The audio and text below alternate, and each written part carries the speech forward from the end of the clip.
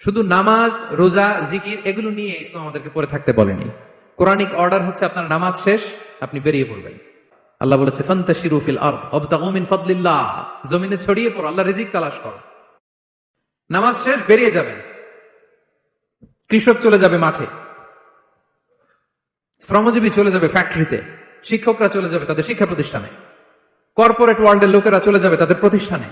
Development করতে হবে, civilisation করতে হবে। নামাজের পরে গোল হয়ে বসে থাকা চলবে না। কি ব্যালেন্স দেখেছেন ইসলাম?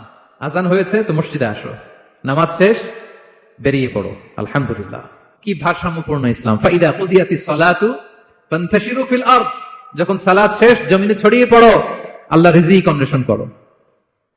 তাহলে শুধু নামাজ রোজার মধ্যে ইসলাম নয়, আপনাকে কর্মঠ হইতে হবে, পরিশ্রম করতে হবে, হাড় ভাঙা পরিশ্রম।